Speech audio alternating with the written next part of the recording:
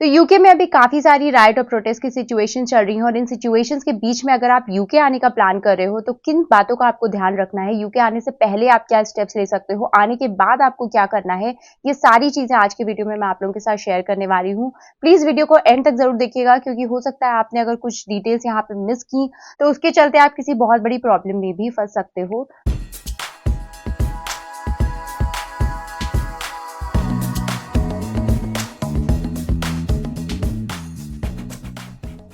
Hello and welcome back to my channel Indian couple in England. मैं हूं ट्विंकल और मैं वीडियोस बनाती हूं यूके वीजा, यूके इमिग्रेशन और यूके लाइफस्टाइल से रिलेटेड। तो अगर आप इनमें से किसी भी टॉपिक में इंटरेस्टेड हो तो please do subscribe to our channel. तो बहुत सारे लोगों को ऑलरेडी पता है कि यूके में काफी सारे राइट्स चल रहे हैं, उसके इन राइट्स के अपोज में काफी सारे प्रोटेस्ट भी स्टार्ट हो गए हैं। क्या रीजन है प्रोटेस्ट का, क्या रीजन है राइट का, वो मैं डिटेल में अभी नहीं आप लोगों के साथ डिस्कस करने वाली हूँ। आप अगर जानना चाहते हो कि ये राइट्स क्यों ट्रिगर हुए हैं तो मैं आपको एक लिंक दे दूंगी डिस्क्रिप्शन बॉक्स में, उस पर जाके आप डिटेल में पढ़ सकते हो कि ये राइट्स आखिर हो क्यों रहे हैं। अब ये राइट्स यूके के काफी सारे पार्ट्स में हो रहे हैं, काफी सारी सिटीज अफेक्टेड हैं इससे। कौन कौन सी सिटीज अफेक्टेड हैं, एग्जैक्टली क्या क्या वहां पे हो रहा है, ये भी आप जो न्यूज की कवरेज है उससे आप समझ सकते हो, जान सकते हो।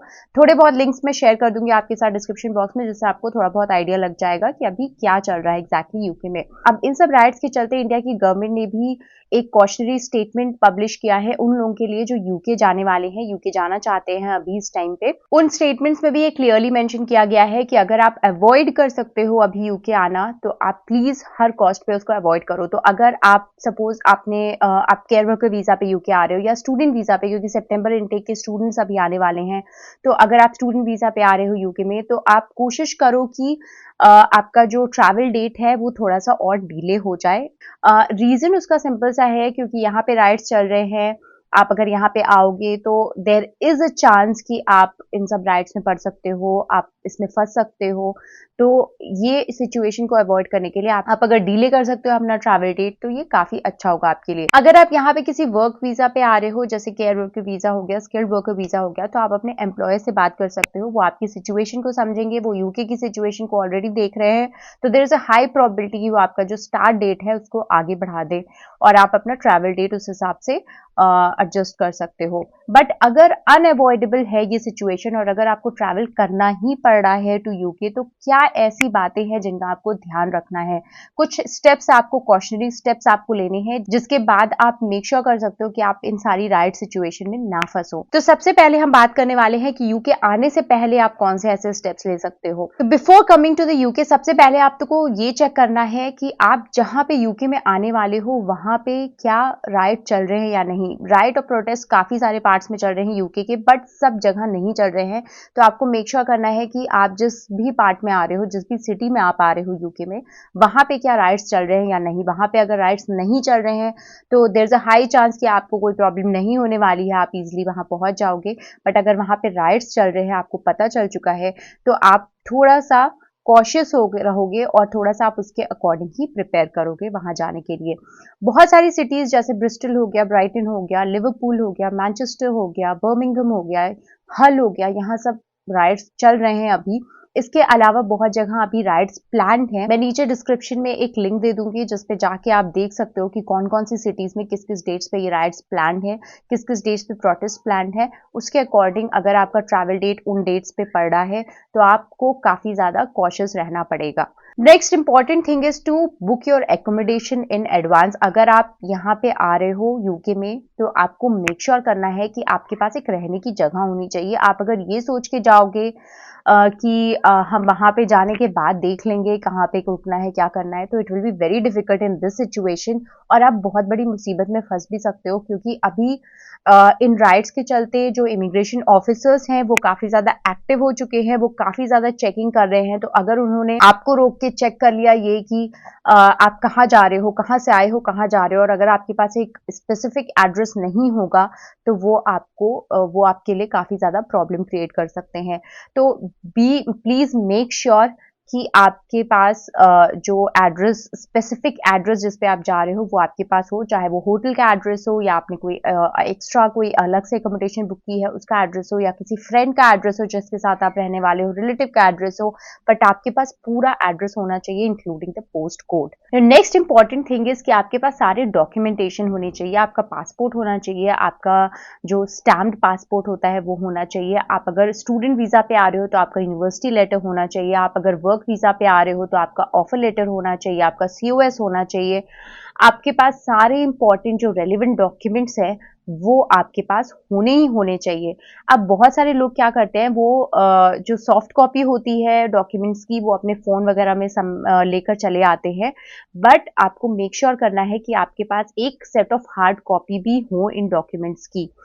रीजन बीइंग इज कि आप इतनी लंबी जर्नी करके आप इंडिया से या फिर किसी और भी कंट्री से, पाकिस्तान से, बांग्लादेश से आप आते हो, तो काफी लंबा टाइम होता है वो आपको फ्लाइट में रहना पड़ता है, और उसके बीच में बहुत लोगों की जो फोन की बैटरी होती है वो डेड हो जाती है, फोन डेड हो जाता है, वो अपना फोन नहीं एक्सेस कर सकते हैं। तो अगर उस टाइम पे आपको डॉक्यूमेंट्स अगर आपके पास हार्ड कॉपी होगी अपने डॉक्यूमेंट्स की, तो वो काफी ज्यादा हेल्पफुल होगा आपके लिए उस सिचुएशन में। Next thing is regarding the money. तो आप एक फॉरेक्स कार्ड अब बनवा लेना, अगर आप इंडिया से या ऐसी किसी कंट्री से यूके में आ रहे हो तो फॉरेक्स कार्ड काफी ज्यादा बेनिफिशियल होता है, क्योंकि बहुत जगह हमें कार्ड पेमेंट्स करने होते हैं। इट्स ऑल्सो सेफ कि आपका एक कार्ड मनी में हो, instead of bringing a lot of cash, आपके पास जो पैसे आपके वो एक कार्ड में स्टोर्ड हो। फॉरेक्स कार्ड बनवा लेना जिससे आपके लिए ईजी होगा कहीं भी पेमेंट करना, और आपको जो पैसे की प्रॉब्लम है वो आपको फेस नहीं करनी पड़ेगी। And same is the thing with the mobile phone. तो अगर आप इंटरनेशनल रोमिंग अपने फोन में एक्टिवेट करवा लोगे तो it will be very beneficial, क्योंकि अगर आप यूके में आते हो, सपोज आप कहीं फंस जाते हो किसी सिचुएशन में, आपको यहाँ पे किसी को कॉल करना है, आपको वापस घर पे किसी को कॉल करना है, तो अगर आपके पास इंटरनेशनल रोमिंग एक्टिवेटेड होगी तो वो काफी ज्यादा हेल्पफुल होगी। ऑल्दो एयरपोर्ट्स पे आपको सिम कार्ड्स मिल सकते हैं, मिल जाते हैं, but to avoid any unforeseen situation आप हमेशा एक बैकअप तैयार करके रखो, और इसके लिए इंटरनेशनल रोमिंग आपके लिए काफी यूजफुल होगा। Now next thing is regarding the amenities. तो अगर आप ऐसी किसी सिटी में जा रहे हो जहां पे राइड चल रहे हैं, तो इट्स नॉट सेफ कि आप भी आए हो यहाँ पे और फिर आप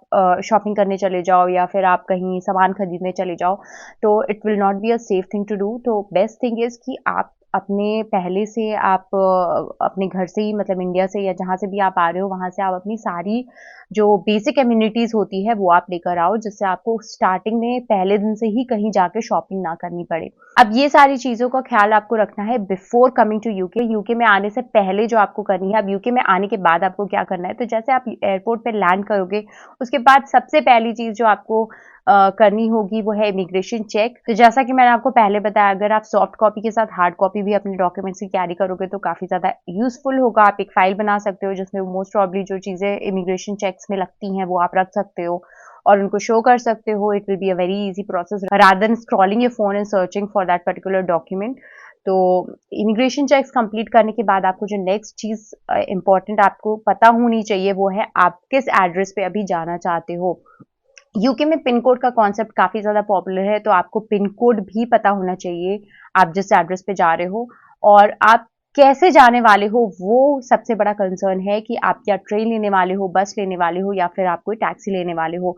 अगर आपका कोई रिलेटिव ऑलरेडी यूके में है, उस जगह पे है, अगर आप अपने रिलेटिव्स के पास जा रहे हो या फिर अगर आप किसी होटल या किसी और अकोमोडेशन में भी जा रहे हो but you have friends in the UK, तो अभी के सिचुएशन में it will be the best thing to do कि आप उनको बोलो कि वो आपको एयरपोर्ट से पिकअप करने आ जाए, क्योंकि उनको रास्ते ज्यादा अच्छे से पता होंगे, उनको सिचुएशन का ज्यादा अच्छे से पता होगा और वो किसी अनफॉर्सीन सिचुएशन में आपको फंसने से बचा सकते हैं।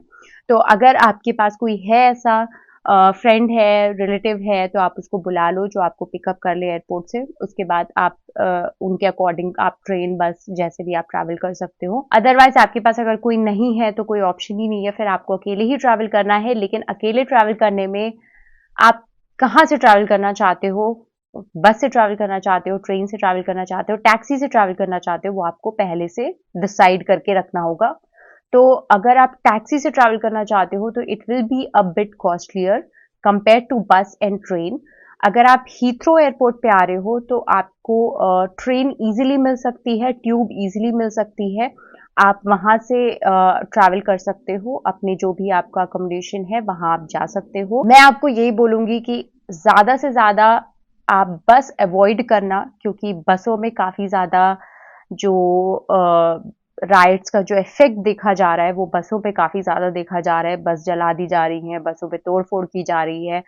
तो हो सके तो बस आप अवॉइड करना, बट अगर आप ट्रेन लेते हो, टैक्सी लेते हो, तो there will be no harm. One more important thing to note is the timing of the flight. तो आप प्लीज ऐसी फ्लाइट्स बुक करें जो आपको यहाँ पे दिन के टाइम पे, सुबह के टाइम पे या दोपहर के टाइम पे, ऐसे टाइम पे आपको पहुंचा रही हैं। प्लीज ऐसी फ्लाइट्स बुक ना करें जो आपको एकदम बीच 2-3 बजे रात को यहाँ पे पहुंचा रही है, बिकॉज इट्स नॉट सेफ कि अगर आप 2-3 बजे रात को यहाँ पे आ रहे हो। अब यूके में आने के बाद अगर आप किसी राइड की सिचुएशन में फंस जाते हो, आपको कुछ प्रॉब्लम हो जाती है, तो आप क्या कर सकते हो? तो सबसे पहला चीज जो आपको करनी है वो है आपको इमरजेंसी हेल्पलाइंस यूके की पता होनी चाहिए। तो अगर आप किसी भी सिचुएशन में ऐसी फंस जाते हो जहां पे आपको अनसेफ फील हो रहा है, आपको लग रहा है कि आप यहाँ पे किसी डेंजरस सिचुएशन में फंस चुके हो, तो आप इमरजेंसी कॉन्टैक्ट कर सकते हो on 999। 999 is the emergency contact number in UK for all sorts of emergencies. मतलब अगर आपके पास हेल्थ इमरजेंसी है, पुलिस को बुलाना है, फायर ब्रिगेड बुलानी है, कुछ भी आपको करना है इमरजेंसी सिचुएशन में, तो आप 999 पे कॉल कर सकते हो। Next is 101। 101 is the police contact number for non emergency situations. तो अगर आप किसी ऐसी सिचुएशन में फंसे हो जिसमें आपको पुलिस को कांटेक्ट करना है but it's not a very urgent situation, तो आप 101 पे कॉल करके पुलिस को कांटेक्ट कर सकते हो। Next is the 111। तो 111 अगर आप किसी हेल्थ इंजरी में फंस जाते हो, सपोज आप किसी राइड में फंस जाते हो, वहां पे आपको चोट लग जाती है, तो आप 111 पे कांटेक्ट कर सकते हो और वहां से आपको एनएचएस की गाइडेंस मिल जाएगी, आप एनएचएस से हेल्प ले सकते हो। तो these three are the golden numbers that you need to save in your phone. You need to remember it. कहीं भी आप लिख के रख सकते हो उनको। The first number is 999 for all the emergencies related to anything and everything in UK.